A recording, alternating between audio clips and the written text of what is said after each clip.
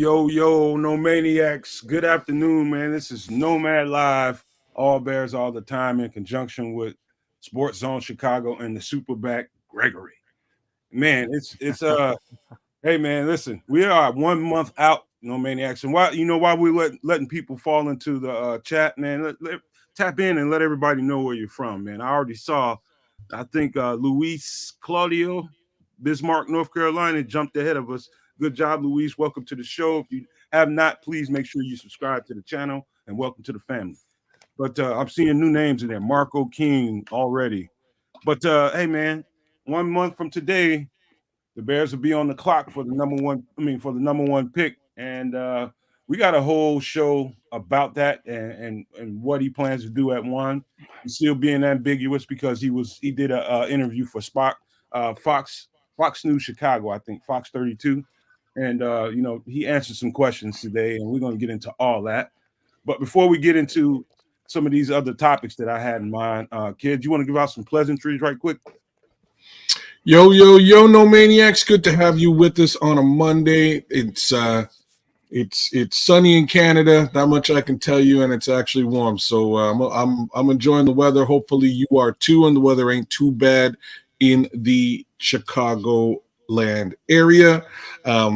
Squeegee, Patty Laura, Armando Laura Jr., my bad, Jay Grizz, Lord Crimson, AC Adam, Cornelius Squalls, Plank, Illinois Jones, thanks for representing with us. Leo Factor, thanks for representing with us. We're just going to rock it out here today and keep it Bears as per normal. Keith, Bishop, what do you got to say? Yo, what's going on, no maniacs and sports zoners? How y'all doing on this happy Monday? Yes. We about to chop it up and talk Bear football. So glad to see all of you guys. Hope you had an enjoyable weekend. I know I did. Down here in Texas, I'm enjoying some beautiful sunny 70-degree weather, but I also see that it's in the 60s in Chicago, so it's not so bad. But hey, let's chop it up. Let's enjoy today. Let's talk Bear football. Shawn, the SuperBack, what it do, my brother? Man, good morning. Sport donors and Omaniacs Unite. Thanks for tuning in, people. I love it. My show was awesome this morning. My workout was awesome this morning. I'm excited. I'm fired up to talk some more Bears football with my men. Make sure you follow Sports Zone Chicago's YouTube channel along with the Nomad Network YouTube channel. All right, please do that. We'd appreciate it. With less than we've already had over 100 subscribers within in less than a month. So I appreciate that. Let's keep it going, keep going. We want to get to a certain level and we can move around a little freer with some of the stuff that we want to do here. So make sure you do that. You like both Sports Zone Chicago's YouTube channel and the Nomad Network. Let's get it. Appreciate that, Shawn, man. Hey, listen, we were talking just briefly in the back before coming out, man, about the this new hip drop rule and what it might mean. Just being a former player, I absolutely hate when they start messing with rules because typically when you start doing things like that. Now, I'm not saying that the new rule doesn't have validity because it does that move actually does get people hurt. It's just when you start tweaking them, it's almost like you make things a little bit worse, and then guys start doing other things to compensate, and it ends up getting people hurt. Like you can see people probably targeting knees and legs instead of actually going for the wrap, coming from an angle. But let's just talk about it a little bit about what you guys think about that new rule, kids. I'm gonna pass it through, and the reason being is I was trying to catch up on what the why behind it, and I couldn't quite get to the end of that article before we started this show. So, Bishop, SuperBack, either one of you guys want to touch on the tackling rule that just passed? Yeah. Touch on it. Go ahead. Go ahead, Shawn. No, Bishop, you got it, Papa. No, I was just going to say really quick, man. For me, it concerns me because it almost seems like they might just put flags on, man. I mean, I understand that the safety of players, but at what point, as an offensive player, do you learn to protect yourself? But more importantly, I mean, I get it. It's all about technique. But what else can a guy do I mean, seriously. I mean, nobody wants to get hurt, the defensive guy or the offensive guy. Neither one are trying to get hurt or hurt one another. I just think that they got to really figure some things out. I think because they brought it up in this offseason, I don't feel that they necessarily needed to make a determination on it, review it, and talk about it the next offseason. I think when they implement things as quickly as they do, um, to what Kedz was saying, it can be worse than better. That's just my opinion, but maybe Shawn, you can elaborate, make me see a different angle to it. I like it. All right. You see us too many guys, their needs going out. All right. See, the problem with it is that, when you started saying, because you can't lead with your head tackling, that's part of the issue. All right. Like, when we were growing up and we were taught, bull your neck, all right, face mask in the chest and tackle. Okay. They've made other rules so difficult for defenders. And this is another rule that it does it. I see what they're doing, but it's more of the if you allow people to use, and again, not the crown of the helmet, but the face mask. All right. There's just too many concessions. All right, and I get it. You want offense. You want more offense. You want people to score. People like when people the fan are the huge fan base that the NFL has. They love when more points are put on the board, but it's putting a defense at a disadvantage. I remember when you couldn't hit you had to lay off the head for DB for wide receivers and help us. What is it called? The defenseless receiver. There you go. All right. So now you can't get guys who are coming across the middle who catch the ball and you label them. Well, this is football.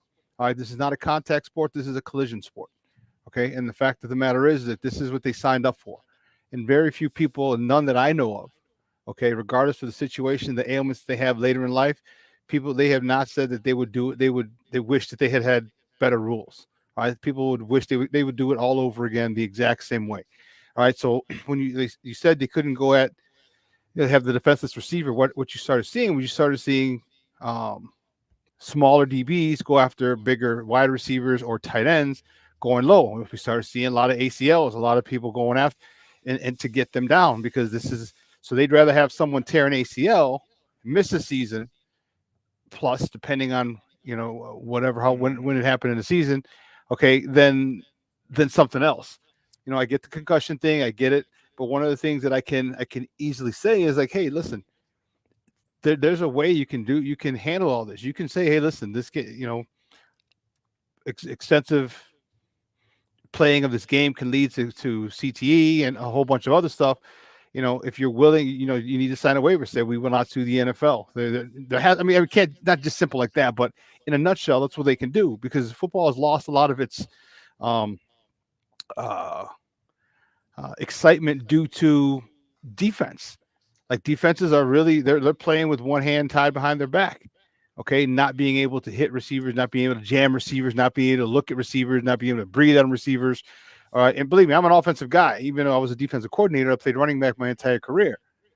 Okay, but I get the fact that it's difficult on defense when you can't touch a guy, you can't reroute a guy, you can't hit him, you can't, if he's up in the air, you have to catch him and then put him down, put him on your knee and then ask him if he'd like to be tackled or if he wants to get more yards. I mean, it's crazy the softness with which that they're making this game. And I think it's the wussification of America. It's filtered from the culture to this sport, and it's made the sport a lot less enjoyable at times, because one of the things that we enjoyed about football was there's a factor that leveled it out, and that is physicality. You might not be a more talented team. You might not be the better team, but you're a more physical team. And let me tell you, that was the equalizer in football. You can get a team that hits hard and they win because of attrition. They win because other guys are getting hurt, and nothing illegal about it, but they were just getting beat up and nicks and bumps and bruises, and it takes them out of the game. So I'm really not happy with another rule to add to the offense.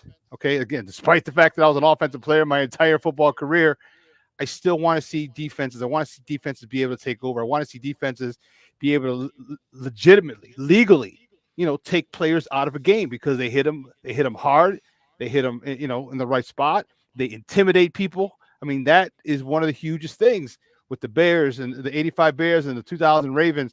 What they did, they intimidated people with their play. They knew you weren't coming across because Ray Lewis was going to hit you. You knew you weren't going to come across because Ed Reed would hit you. You didn't want to have the quarterback was looking out his back because T. Suggs was coming around the corner. All right, these are things, this intimidation factor, that's part of football. Football is the alpha sport of alpha sports. And to take that away, what they're doing, add another rule like this really, really bothers me.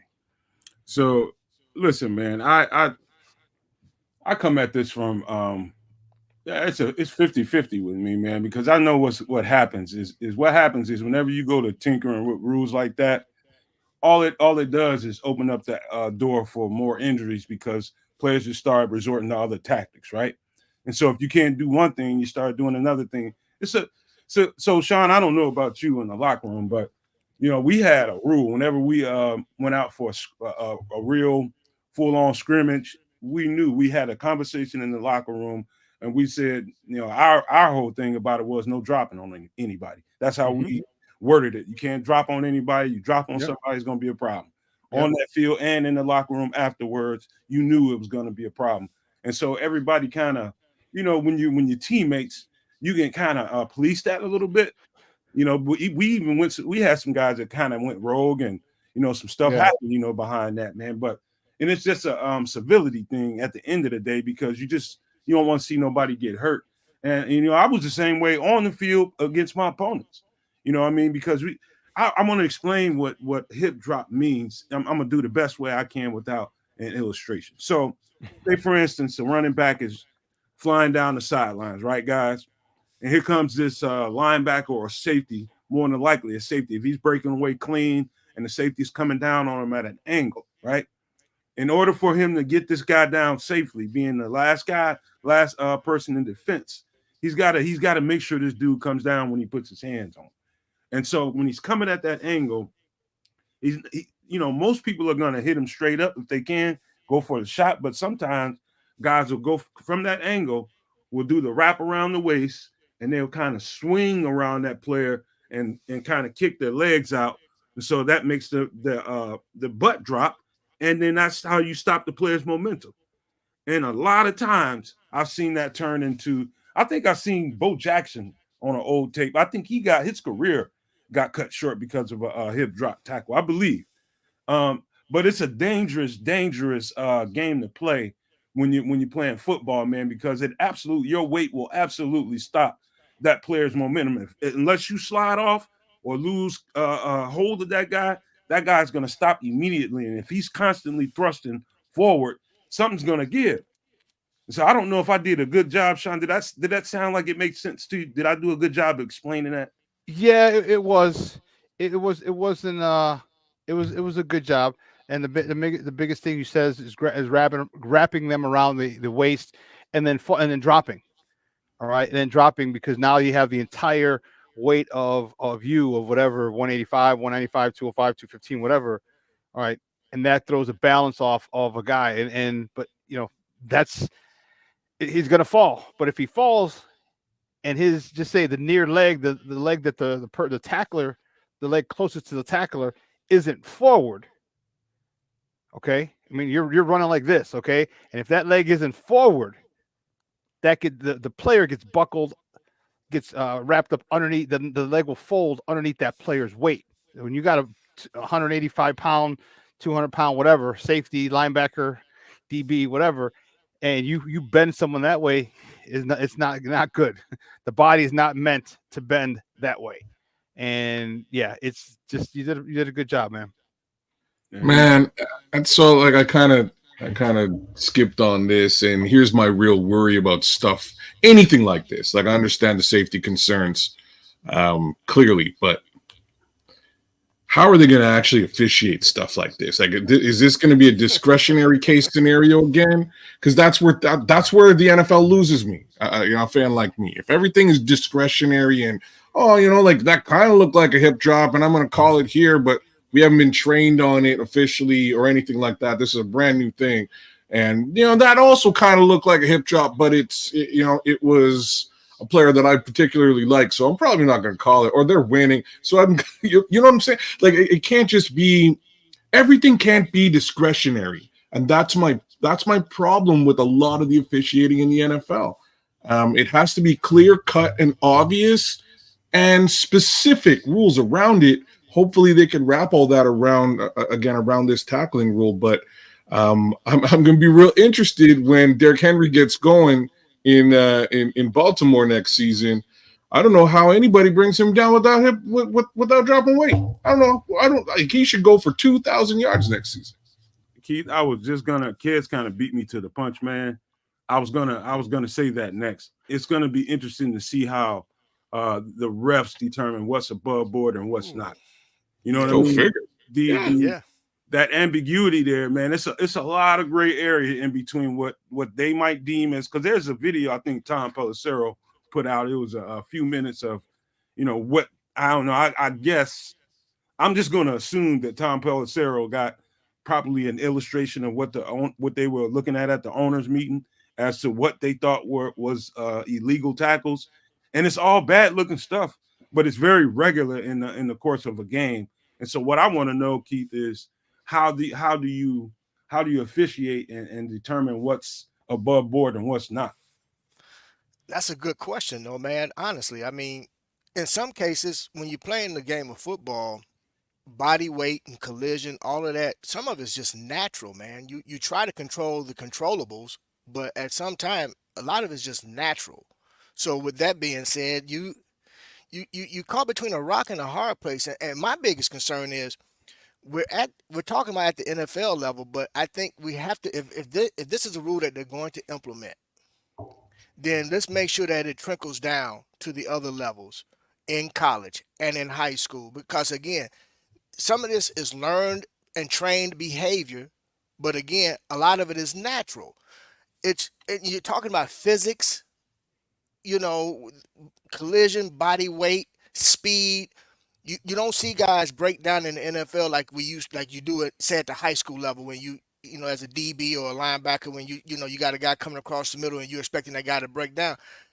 The game is too fast. Guys are too big, too strong, too powerful, and I get it that I think what also helped kind of add this into everything is they looked at the points that was being scored decreased this season.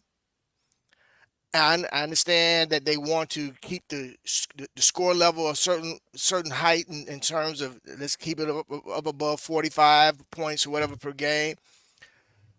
And then you throw in the officiating, which I can speak for myself. The past couple years, I haven't been pleased with the officiating.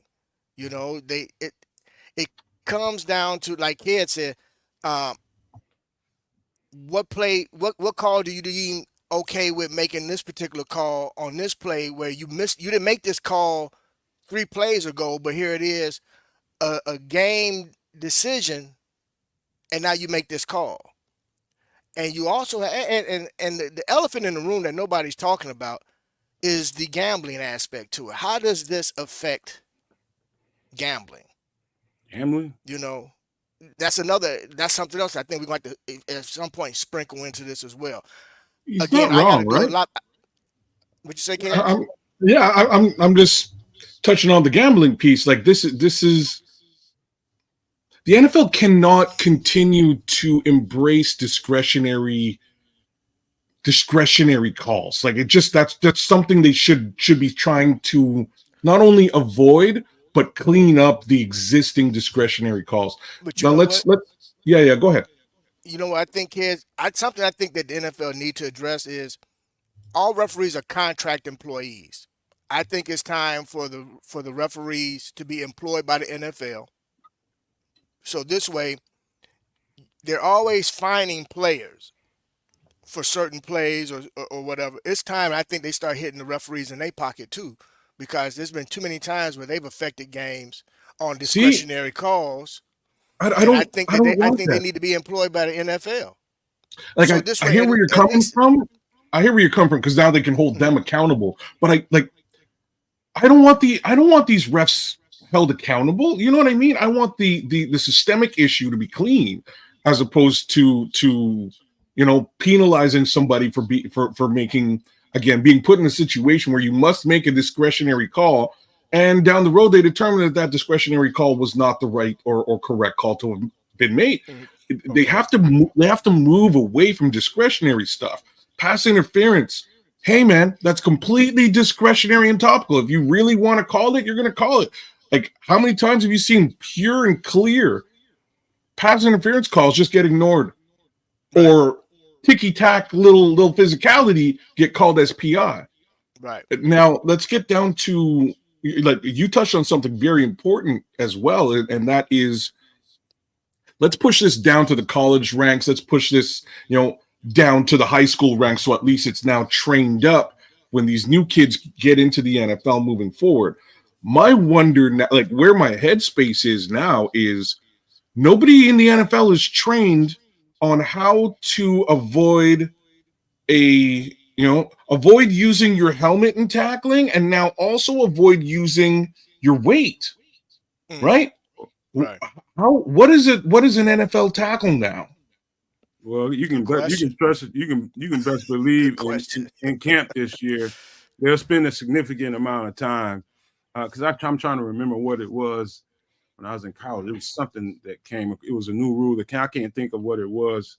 Could have been horse. I don't know what it was. Might have been horse collar around that time. Was it? Probably horse. I can't remember what it was, but we spent way too much time. But it was necessary to get the muscle memory in you to know how to go about those, tackling on plays like that when you have to come from behind and get somebody.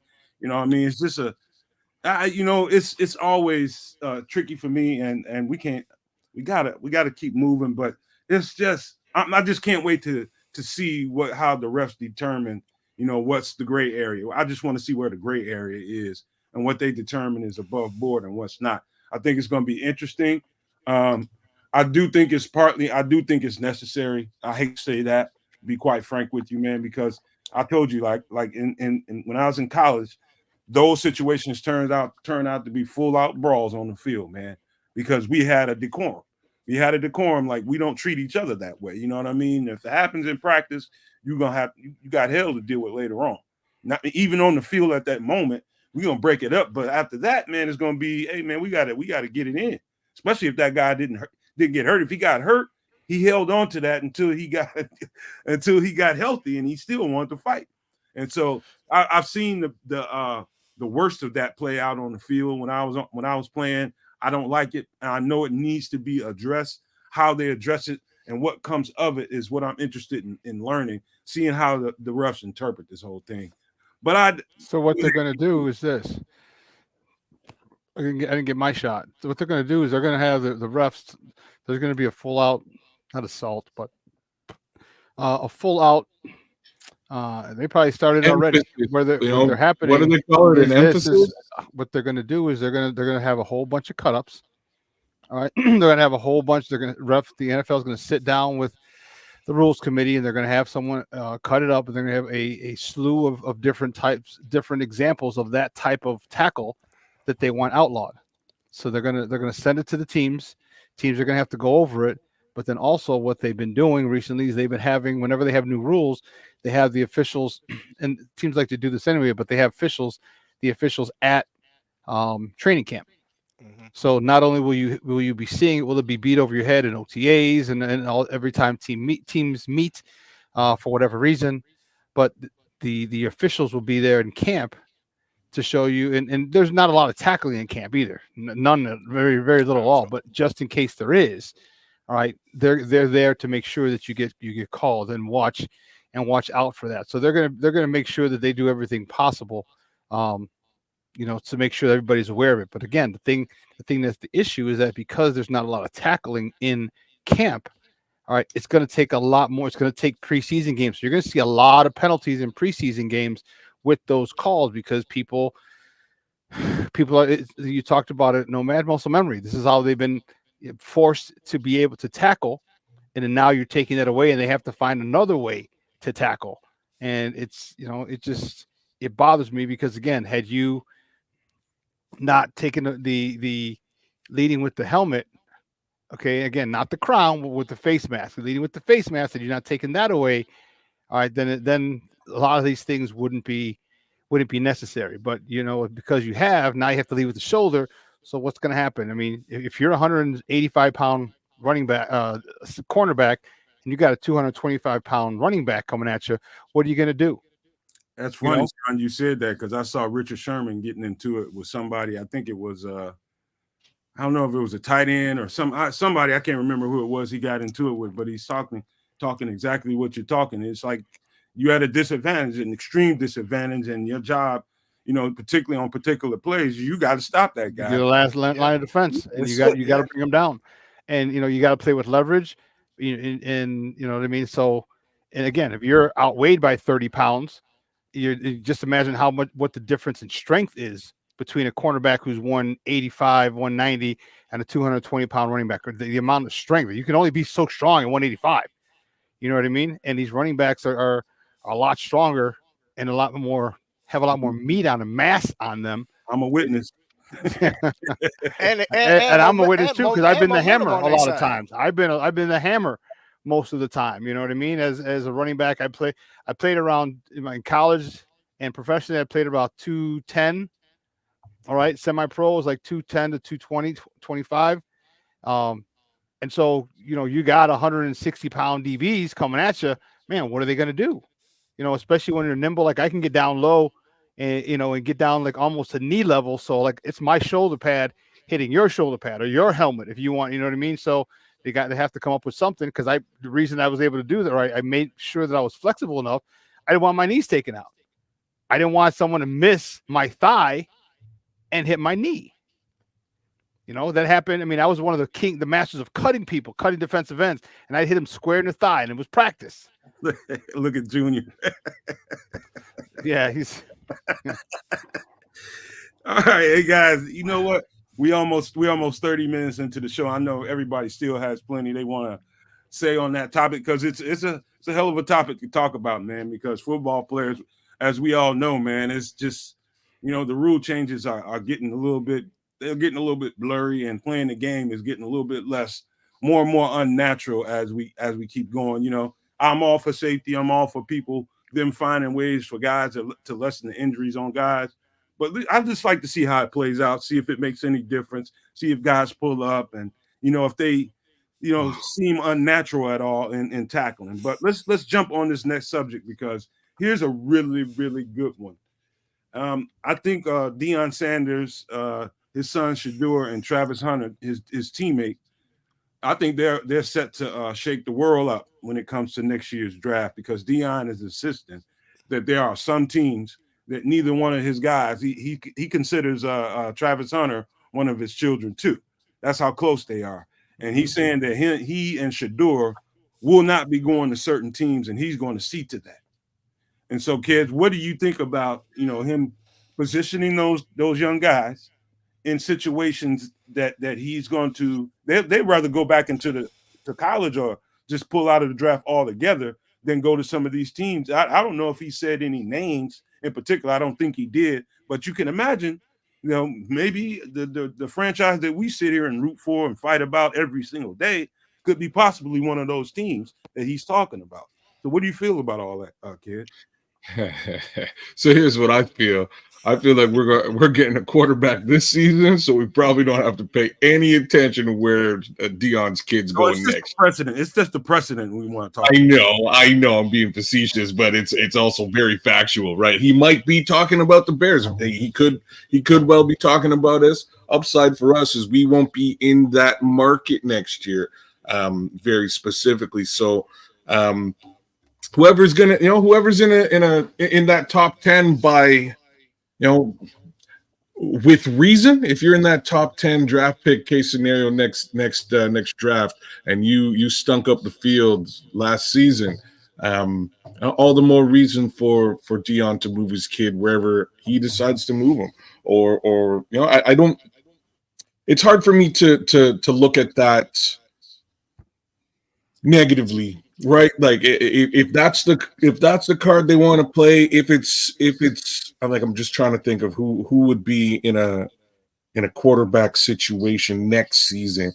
I'd say Washington, but they're likely getting somebody now. But let's just call it Washington. If it's Washington next year and they're looking for another quarterback, and there he is, and he doesn't want his kid to go there, if it's me and I'm Dion, and I got the strings that I can pull, I'm pulling every possible string that I can to make sure my kid goes wherever it is that he wants to go, or wherever it is that I believe that he's going to have the best, best ability to develop in his, at his position. I can't argue with Dion there. Now we flip it and look at the NFL, on the way the NFL looks at it. And the NFL is going to poo-poo on that whole idea because it's an honor and a privilege that you're getting drafted at that particular position. And I hear that and I respect that, but I don't know how much of an honor and a privilege it really is to these kids anymore who are coming out of college with filled pockets, with bank accounts already taken care of. Quite a bit of a different story now with NIL money. Now, I can imagine they can respect the honor and the privilege part of what you're talking about and still want to maintain certain kind of leverage. I'm pro player, always will be, and I'm all for guys having as much leverage as seemingly possible. And so, you can respect the honor and the privilege to play anywhere, but at the same time, be acknowledge the fact that, it's a possibility you could be put in a situation that's a no-win situation for you. And if you have leverage to avoid that situation, why in the hell wouldn't you use it? And so both things could be acknowledged at the same time. There's an 800-pound gorilla in the room that no one's talking about, and we're going to go down that path because it was okay when Eli did it, okay? But it's not okay when Caleb does it, and it's not okay when Deion Sanders does it, okay? All right, it's okay when a white guy does it, but it's not okay when the black kids do it. All right, that's an issue because if you have a problem with what Caleb is doing, if you have a problem with what Deion is saying that his sons are going to do, but there wasn't that big of an outrage. Of course, there was some, but there wasn't. There was outrage when each. Oh, there was, but believe me, if that was anybody else, if that was anyone else had that been like a Steve McNair, had that been any other black quarterback doing something like that, it'd have been crazy. I mean, you see how crazy people get when they change the Little Mermaid from a white mermaid to a black mermaid. That's a cartoon. That's a cartoon, and people were outraged over this. Hey, man, everybody knows mermaids are white. Like, so you're saying black folks can't swim? Is that what it is? That from a guy whose family comes from an island? Yes, that is what I'm saying. It was okay for that, but now that and here's the thing: is that the fact is that they're talking about it like this is what we're gonna do, and people don't like that. All right, they just want people to say do what's always been done, take your millions and don't be happy with that is what they're saying. Take your millions and go tackle, or make your millions and go score touchdowns is what they're saying. And some people are, they're like, no, I don't want to do this because they figure they look at it as you're stepping into the job force and you can really apply in any other field to any company you want. So there's just this is what I was saying. The NIL money factors in a major way, right? Yeah. Like that was the previous view of all this when they really were. You got student loans, you know what I mean? Like, or maybe you don't, maybe you're on scholarship, whatever. But you're moving from a non-revenue generating case scenario being school into the workforce in this scenario being the NFL. And it's an honor and a privilege to do that. I get it. But if you're coming out of college with $11 million like Caleb Williams, I'll just go back to college, make 11 mil next year. If that's something I can do, if that avoids me from being drafted by the Carolina Panthers or like, whoever it might be, right? Like it's that money, that NIL money is going to change things as we move forward. You know what, kids? It's funny you said that because what I was looking for over the weekend, there was a photo of Shador with two hats in front of him with his hand on both hats. And I was trying to remember. I remember one team, which was the New York Giants. The other team that he had his hand on in terms of a hat, and I think they were referring to two teams that they did not want to be going to, are the Giants and the Carolina Panthers. Oh, interesting. And there was a photo. I'm going to continue to look for that photo, and if I find it, I'm going to screenshot it and I'm going to post it. But those were definitely two teams that the two hats that I saw with him sitting at a table in his uniform, in his Colorado uniform, but those two particular hats for those two teams. For me, I'm with you, Shawn, with regard to what's good for the goose should be good for the gander. It's just that simple. You know, um, let's not pretend that there isn't a double standard when it comes to life in general, sports, and everything else. The double standard that's out here. You know, do I feel that they should have some leverage in regards to where they want to go? Yeah, especially when you're talking about millions of dollars, and these kids, and again, the NIL part is definitely playing a piece in it because you know if you got the eligibility and you can stay an extra year to ensure that you Why not? land where you want to land, then why not? You know, I wish NIL was around when my kid was playing. You know, heck, for that matter, when we was coming out of Yeah, school. that one I was coming out. Yeah. You see me, No, man, like, what the hell are you you see talking me backtrack it. You see me backtrack it. So because there wasn't no NIL. Hell, I just look See? at it like this, man. Look, things can be leveraged in a way for the good or for the bad. It just depends on who does it affect or who's pushing who has the leverage, or in some cases, you'll hear the word narrative, who's pushing the narrative. Um, in these two young men cases, there's a possibility they could go 1 and 2 in the draft, flip flop either way. No. So, like, I think we're talking about something a little bit bigger than we really even recognize or understand. Because Where you think I'm trying to go, kids? Go ahead, jump on it, kids. I'm not sure where you were going, but I just caught Nathan Campbell's message here. What up, Nathan? Thanks for representing with us, brother. But do a lottery then. And I have a strange feeling that might be where that might be the road we're headed down. I think, and this came up during the season, toward the end of this past season, where I heard them talking about, I forget what game was on and what sportscasting team was on at the time, but that seems like it's a possibility that the NFL is getting ready to go that way with regard to the worst schedules, because they were saying about how the Bears will end up with the first pick 2 years in a row, but they didn't have the worst record this time around. But because the team and who they did the trade with, ended up essentially having the worst record. So it's a possibility. And I don't think it would be a bad thing for the NFL to have a lottery system in some cases, That's No, just me. I think I still like this because it gives. Because here's what's going to happen: you're going to have some team. There's going to be some teams that are loaded, and then everyone's going to be trying to go to a certain select number of teams. Well, guess what? You still only have 53 spots, and you're going to have 5 running backs trying to go here. Well, they can't go there. All right, there's only 3 running backs taken, maybe 4 if one dude, but that dude's a special teams guy. So you're going to ask a dude who thinks he's a number one running back, you think he's going to want to play special teams? No, there's not. He's not going to want to play special teams. Not when he was a starter in high school, a stud in high school, a stud in college, and now he should be a stud or should get most of the carries in the NFL, or at least rotate. He's the 4th running back. You got it. There's a team has to have role players. You can't all have stars. You got to have role players. And you're going to get so many teams who are going to be loaded up, and there's going to be problems. There's going to be problems with people who aren't happy with their situation, who aren't happy, and don't forget there's still a salary cap. All right, so let me tell you. So you think you're a first round pick, and you want to go, and if you're a first round pick, you're guaranteed X amount of dollars per slot, but now you're going to go here.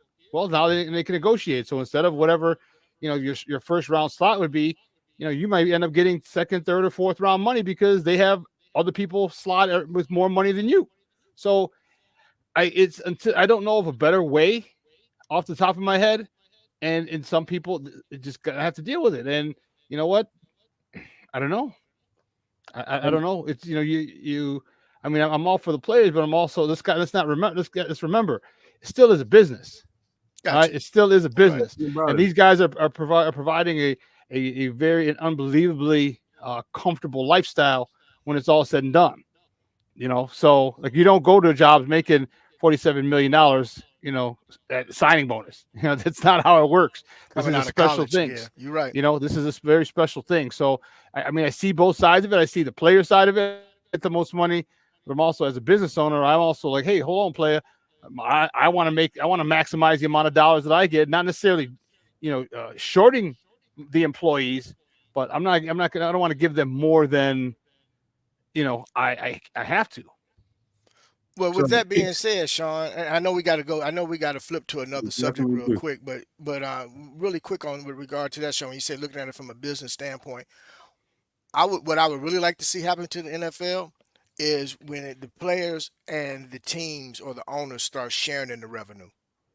I think that would make matters. I think that would help the NFL also.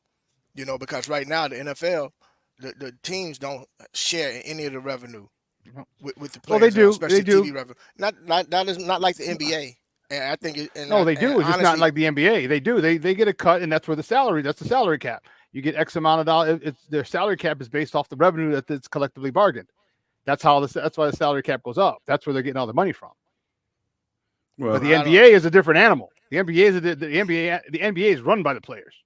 Well, we could keep going on and on with this one because I got a lot of different things that I could be saying right now, but got to cut my own self short because we got to get to a station ID, and then when we get back on the other side of it, we're going to tackle this Ryan Poles interview at the owners meeting and break down, whether or not he's, what he said there and whether or not he set this young rookie up, whoever he might be, for success. But go ahead, Chris.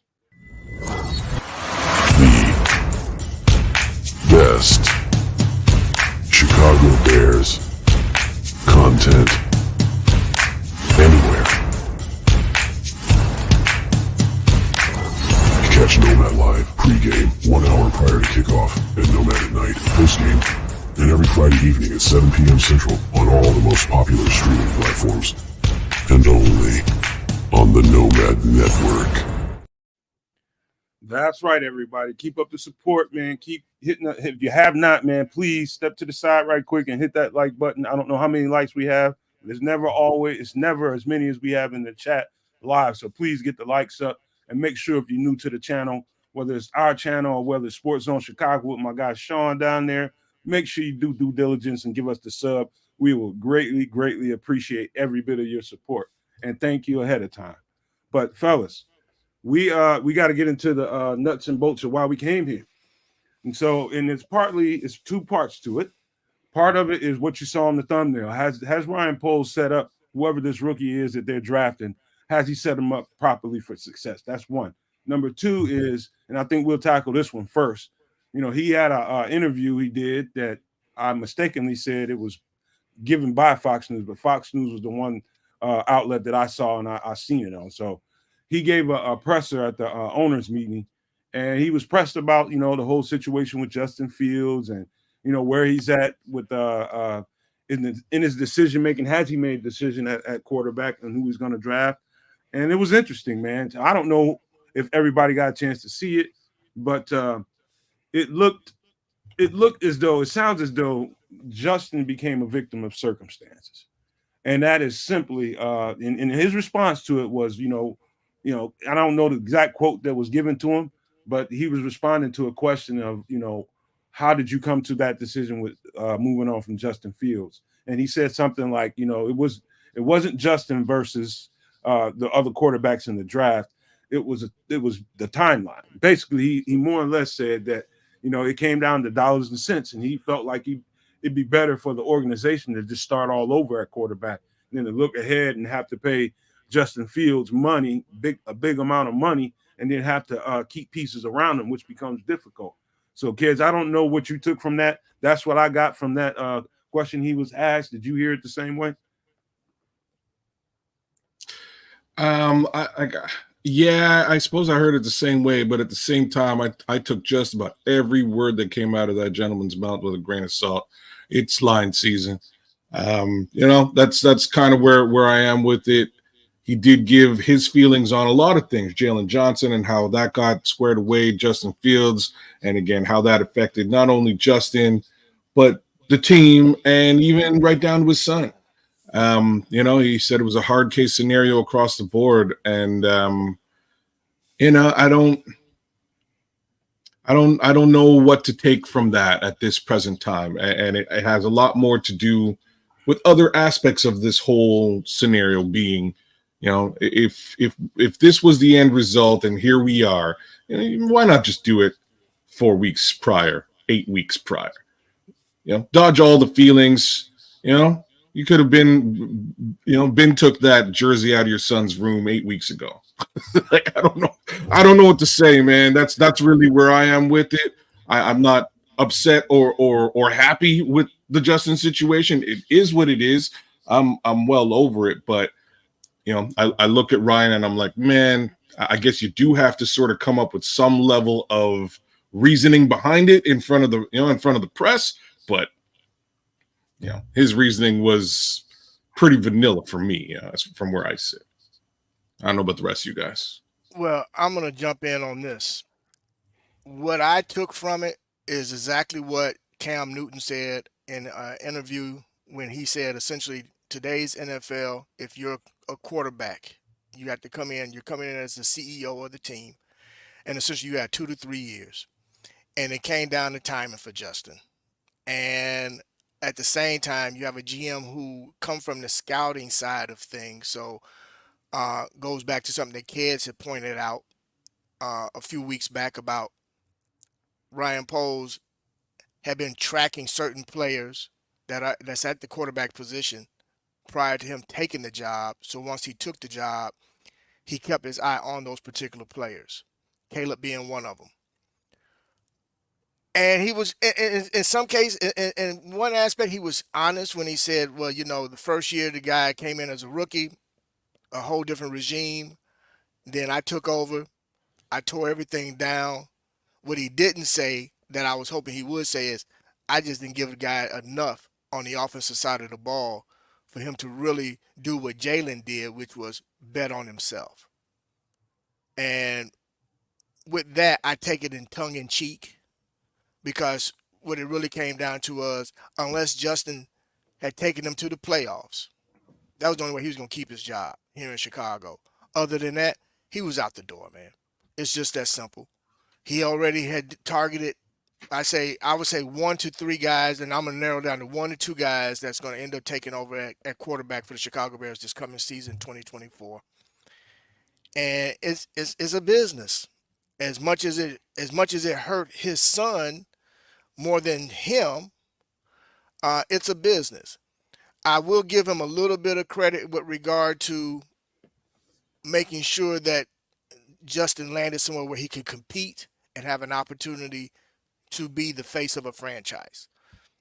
So with that, I applaud him on that. I felt he was genuine in regards to that, as well as just really, without saying it, but reading between the lines, hey, this guy wants to set this team up with his quarterback and have his legacy pinned to that individual, whether it be Caleb or whether it be someone else. And it is what it is. It's business, and I get it. Do I agree with it wholeheartedly? Yes and no. But if I have to really look at it from a business standpoint, which is what I'm going to do today, I get it. It's unfortunate, but I get it. And that's why they pay him the big bucks. He's the GM. He's got to make that tough decision.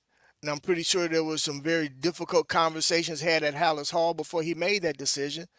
But in the end, it was something that he felt convicted to do. I just hope that it works out for him.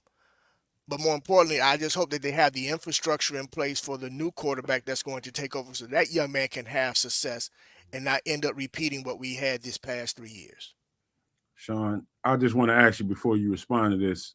Have you gotten to the point where I am now where I can respect him and his decision-making, talking about Ryan Poles and his virtues and the way he saw the situation, his process, the way he processes is 5 years down the line. I've gotten to a place within me that I respect. I'm learning to respect it, and I'm tempering my response to it based on what I see on the field. And when I'm able to look back at this in hindsight, I think we'll all be able to better judge what this decision, whether this was the right or wrong decision on the other side of it after the season. But have you gotten to that space yet? No, just because of the fact that Sorry. is that Just gotta wait with a breakdown of the finances, He didn't have to. with the breakdown of the finances, he's talking about paying Justin, his extension. Okay, well, if you do that, that means you would have traded the pick and got quite a few draft picks for it. All right, you could have traded 1 to 2 and then 2 to whatever. All right, so now and all these guys are slotted, so the amount of money they make is told, so exactly what they're making, so exactly what to pay Justin. So when you tell me it's 5 years down the line, no, I don't buy that. Just because of the way that the draft goes, all first rounders, are slotted, so exactly where you're going to be, and you can budget. Okay, I don't like the decision. All right, but I respect it. He's a dude, and we got to move on. All right, just because you don't like a decision doesn't mean hell. How many times we do not like the decisions our parents made for us? All right, but we still respected them. Okay, we still trusted them. Okay, just because it's not what we wanted, we can't just turn on him and say he's a piece of crap because he didn't do what I wanted. That's not being a true fan. All right, he has a lot more information than we do. All right, and let's not forget, he's CYA and is his tail. You know what I'm saying? Like, it's about CYA covering his own tail. All right, he out that he's got 2 years. Eberflus might not. He's got at least 2 to 3 more years now extended on the life of his deal, because if they regress, you can say, well, because of the offense. Well, we had a rookie quarterback. He's going to go through struggles, blah, blah, blah, blah, blah, blah. Okay.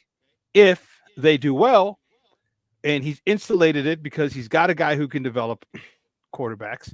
He's upgraded the wide receiver. He's added another stud wide receiver. He's added another competent tight. He's upgraded the running back room. He's added depth on the offensive line. All right. Well, he's made it almost impossible for him to fail. Okay. And even if he does, he can still say, well, he's a rookie. He's going to struggle. Wait till next year.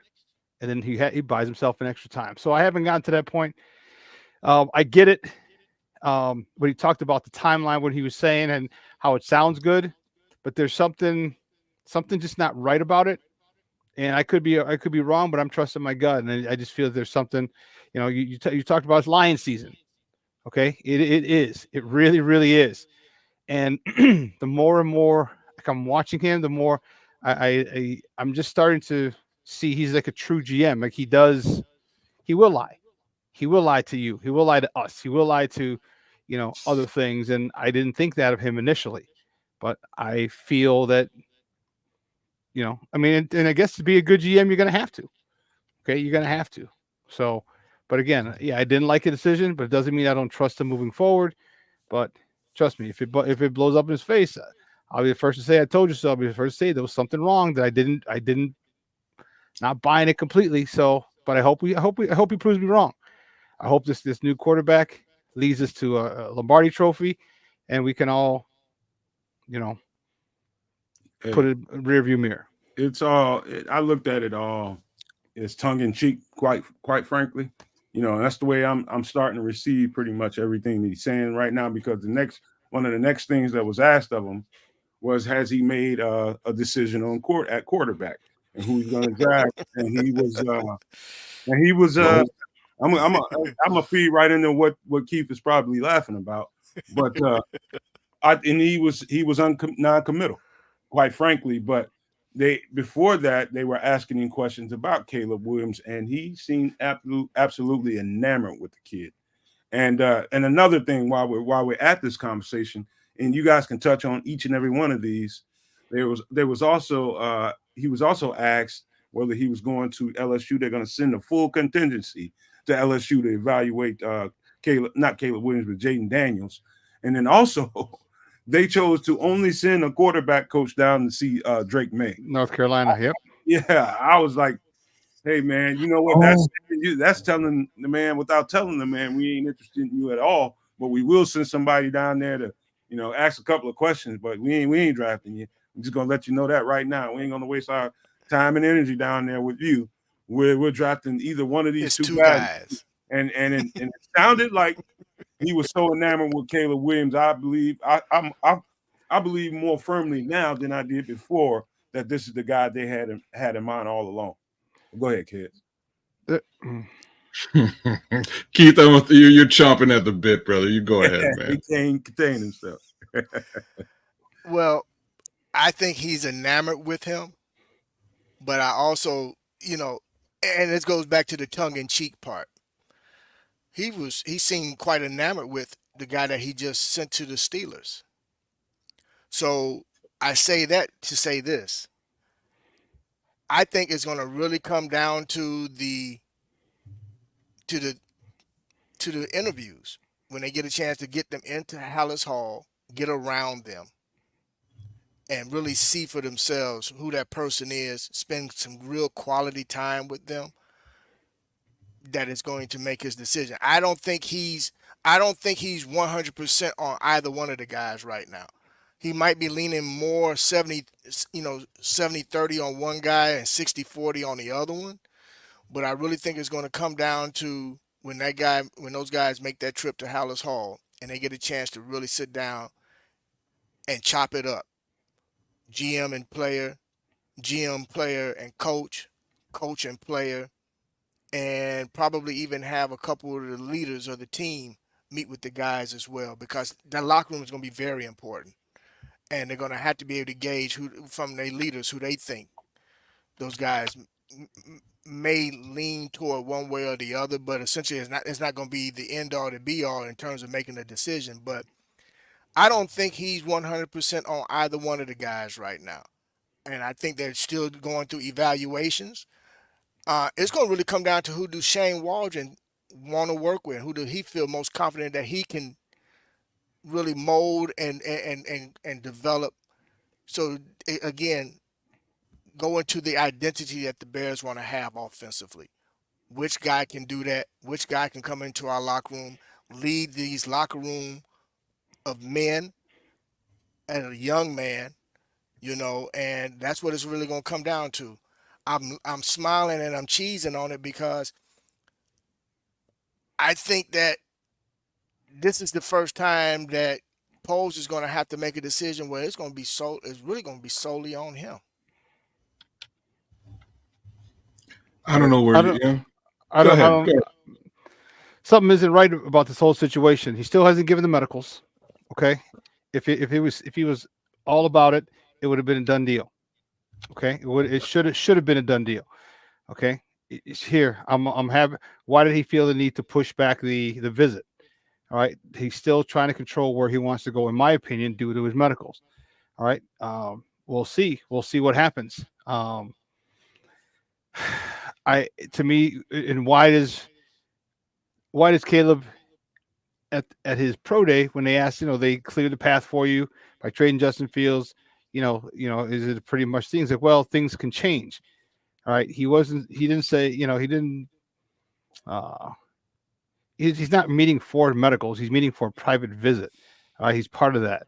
All right, but the thing is, why would you not do that again? Why would you not just fly up I-65 here in Indianapolis? You're a 20-minute, 30-minute private jet, because I'm sure that's what you're traveling in, because you're $10 million, $11 million richer. You can come in for a day or two, okay? And don't tell me you're prepping for your pro day, because you're at the damn PGA Tour, okay? You're at the PGA Tour, so you're full of shit.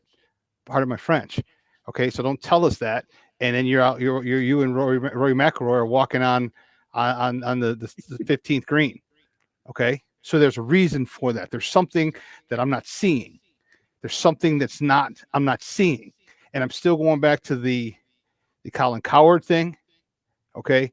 I'm still going back to the Peter King thing, where people had to walk it back. Both guys had to walk it back. It should be clear cut, simple, cut and dry. All right. We got the number one pick. We're taking Caleb. Caleb, I want to go to Chicago. I can't wait. I'm excited. No. So, all right. You know what, man? We got one more thing to cover, man. I think everybody pretty well expressed themselves about that situation. I think also, let's just go around the horn real quick about, based on what we know as of right now, I'll save my thoughts until last. Do you think this young man, whoever the quarterback is, we don't have to get into whether it's Caleb or Jaden Daniels, but do you It's not a think tampering charge. You have the first pick in the draft. You're not tampering, knuckleheads. I mean, you're not. You're not the third pick saying we're going to draft such and such. You have the first pick. Like, people come up with crazy stuff. man? It's funny. It's just funny when people have they're trying to perpetuate their narrative. Well, go ahead. It's what we're talking about here is just about whether or not we think that the situation is set up well enough. Did Ryan Poles do enough in free agency to set this guy up? Does he have enough draft picks in the draft to set this guy up? And do you guys feel comfortable feeling like that this guy is set up the right way? I'm going to say my points until last and just let you guys go, starting with Kid. It depends what the desired result is. So I feel that at this present time, the desired result is playoff and or NFC championship down the road. I'm not so sure this is a Super Bowl caliber team, right? That's Ryan. If the desired result is a Super Bowl, I think we have to have, you're going to need to ask me this exact same question after the 2025 draft, right? Like that's basically where my headspace is. If you were solely aimed at Super Bowl or bust, I think many different things would have happened here. But I think what he's done is he's set this, whoever is going to be under center up for relative success, potentially a playoff berth, at the very minimum 9 to 10 wins this season. And I said it last night, I'm kind of optimistic with what this season will look like for the Bears. And unfortunately, my optimism has a ceiling. I don't think we're going to the Super Bowl this year. That's just me. Feel free to tell me differently and why, and we'll have a debate. But I don't think he's set up a Super Bowl caliber squad at this present time. I feel like that squad may be in position in 2026. What do you think? Kedz, I have to agree with you. I think what we have to deem is what's the timeline. Is it this coming season, or are we projecting 2 to 3 seasons down the road? I think what he did this season, for this coming season, he added some key pieces to help whoever's going to be under center, help that new quarterback in development and help them progress. But more importantly, I think if anything, they're going to lean heavily on two things. They're going to lean very heavily on the defense and on the running game. With that, can that get them into the playoffs? Possibly. But with that being said, that it's a tough division. Absolutely. So you really have to determine what's the timeline. We as fans, the timeline is now for us because we felt like we're that close. We won 7 games. We easily could have won 10 games, left a couple games left some things on the field this past season. And Ryan Poles, what he's seeing is the timeline that he set for his quarterback. So he may have one timeline going in his head while us as fans have a different timeline. Again, I think he added some key pieces. He added some depth pieces, and he mentioned that during his presser as well, especially along the offensive line, to help protect that and help with the development of the quarterback. Did he add enough pieces? Only time will tell. Only time will tell. For us, I think without him saying it, he's trying to tell the fans to temper their expectations once again. So if they come in a little short, then it won't seem like, okay, well, we failed, And like you said earlier, Nomad, I think he bought himself some time in terms of the chair that he sits in. So there's 2 factors there. But we as fans, it's up to us to determine whether we want it to be now or are we okay with it being 2 to 3 years from now. Me as a fan,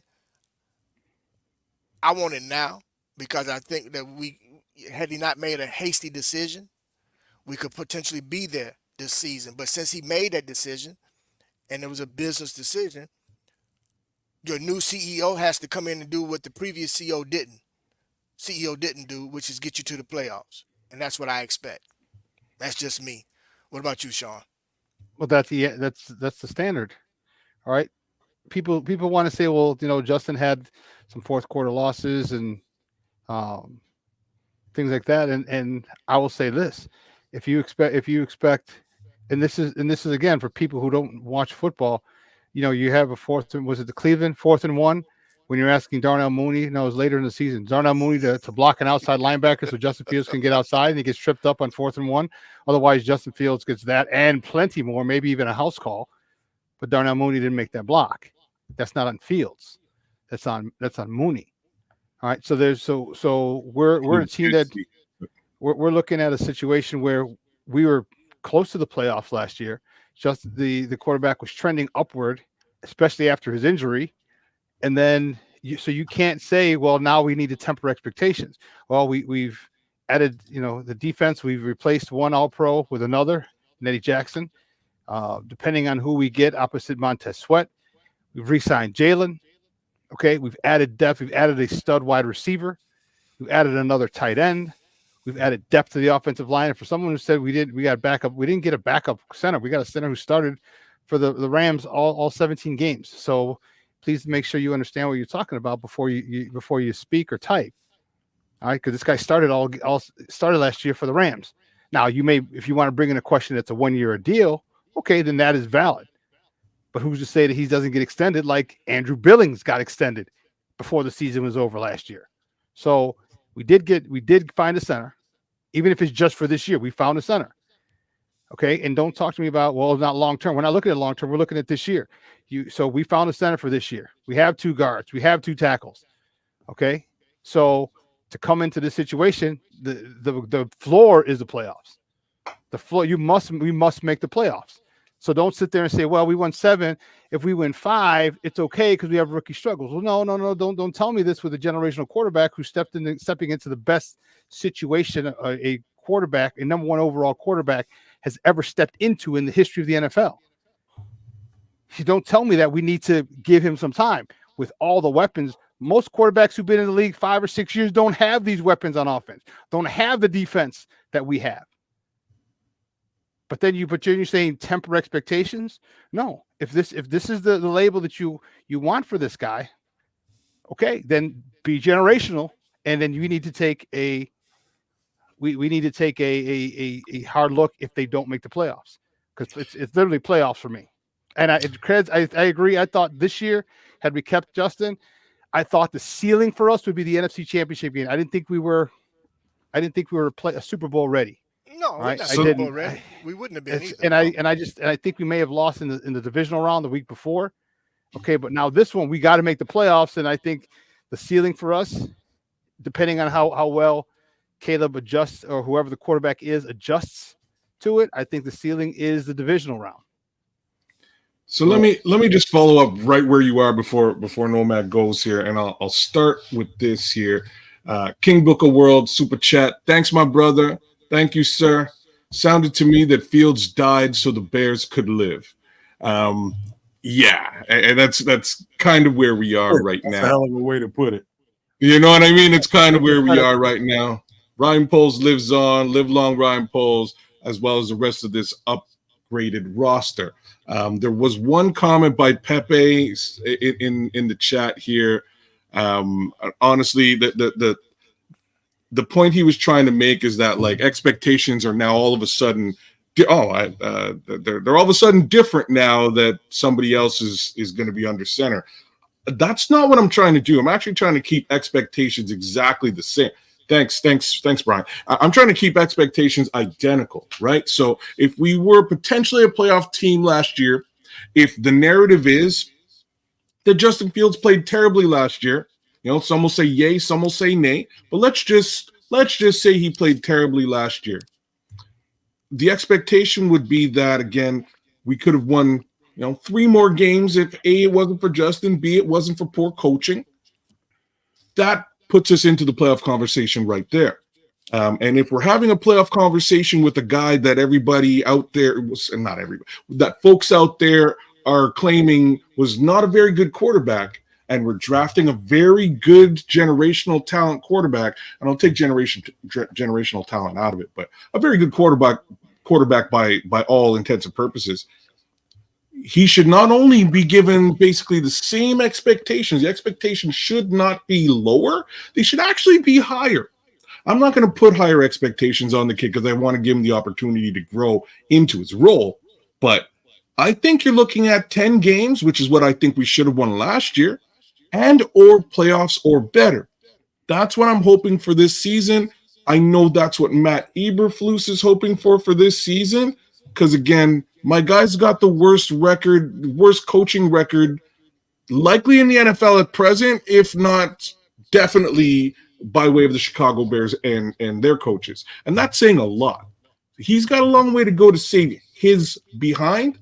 And let's just all hope that Ryan Poles has built not just the defense, but the offense in a manner to save the head coach so that there can be a little bit of stability within the Chicago Bears organization. So since we are up against as far as time goes, we are 12 minutes over what we plan to do.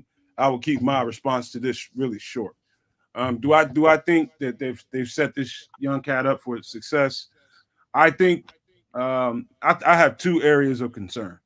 I'm getting a little frustrated with the amount of spending on the offensive line. And I said this last night on last night's show. I would be saying the same thing if it's Justin Fields, Caleb Williams, or whoever the quarterback is.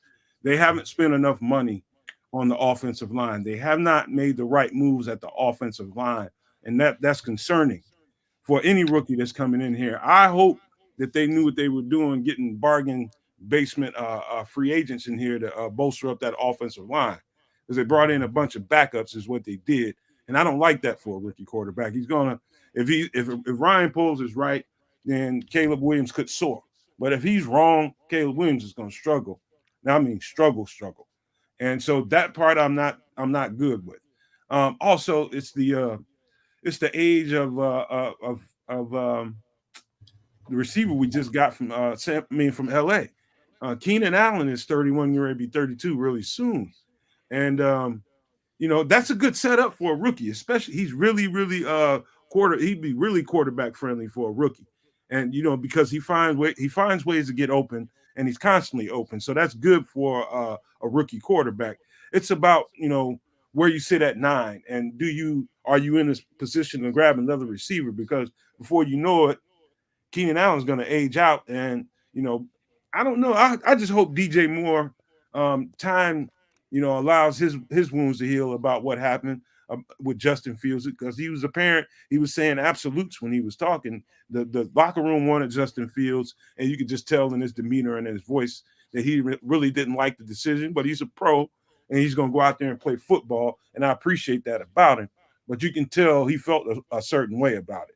But that's my take on the whole thing. I do think he's sitting in a much more comfortable situation for a rookie at the number 1 pick than I can remember or ever recall a rookie first round quarterback, the first pick of the draft. I don't remember a situation being quite set up the way this is, but there's still, to me, flaws in the situation, and I just said what I think those are. But before we get out of here, man, let's go around and be pretty as brief as possible so we can get out of here, give out some pleasantries. Right on. Just wanted, No Maniacs, thanks a million for joining us. Zoniacs, thanks a million for joining us. Great chopping it up with the Bishop, with the SuperBack, and Nomad as per normal. Quick shout outs to the folks out there. Kerry Franklin, I see you. Creighton Wilfong, I see you. Broski Bear, Notorious TBG. Katrina Pullen, Scottish Bear from across the pond. Bearlissimo, as per normal. Thanks for hanging out with us, guy. Mr. Mayhem. I'll leave it there, man. Thanks a lot for chopping it up. And Bishop, it's on to you, bro. Hey, to our Maniacs and Sports Zoners, once again, thank you for chiming in today, being spirited in the chat as always. To my diehards who don't always get a chance to jump in the chat, my boy V Dub out in the D, my man. To my man Bill, or better known as Stuart, and Sophie out there in Florida, along with my two on the west side, Felicia and Rita. Appreciate y'all's support, and my man Milt. I can't forget you as well. But other than that, as always, my man's on the panel. I appreciate chopping it up with you guys. We didn't have enough time today to really dive into what we wanted to, but I think we touched on some things, and hopefully further down the road we'll get a chance to circle the wagon on that again. But it was a pleasure joining you guys today on this Monday. I enjoy you guys each and every day, and it's just a blessing. Shawn the Superback, take it away, my brother. Hey, sports owners and Nomadiacs unite. All right, listen. Thanks for coming in. All right, checking us out later in the afternoon today. We appreciate it. Good stuff. Yeah, unfortunately, we didn't get a chance to dive deep into it. We'll come back around. All right, we'll come back around. All right, and I'm just telling you, something just doesn't feel right to me. All right, something just does not feel right. It should be clear cut. If it's, and I understand it's lying season, but at this point, when there's no one ahead of you and you can make that call, make that call. It's just something that just doesn't sit well with me, and we'll see. We will see what we will see. And I could be wrong. I was wrong once before in my life, so it's possible. That one time, eh? Yeah, at one time was the Justin Fields thing, but it just doesn't seem right. So we'll see. We'll see. We will see. So hey, listen, everyone have a great day. It's a little warmer here. It's about 60 plus here in the Chicagoland area. Enjoy it. Supposed to be a little rainy. That's fine. It's cool. Just we'll see you guys tomorrow. I'm looking forward to tomorrow's show, and we're looking forward to tomorrow at 1 o'clock Central. So man, I'll be ready to roll again mañana. So hey guys, I want to thank everybody that's here and in the chat live. Man, you kept it lively as you possibly could, and everybody watching and listening to the show, however you're streaming it. Thank you guys for being here, man. When I say this enough times, and one of these days you'll realize I mean it. I absolutely love you guys, man. Whether you come in here agreeing with us or not, whatever the subject matter is, you can complain about it, you can be happy about it. I'm gonna love you all the same anyway. That's the whole thing, man. It's about coming in here and having some respect for one another and everybody's opinions. And I love that about everybody, man. And so you bleed the blue and orange like I do. I got nothing but love for you guys. Keep bringing the support for the Nomad Network and also at Sports Zone Chicago, man. We appreciate every single bit of it. We need those likes. We need those subscriptions. So please help us get this thing up and going and out here in the atmosphere where it belongs. But before we get out of here, I got to leave you guys with these famous words. As always, love, peace, and hair grease, y'all. Peace, y'all. We out. Yay. Boom.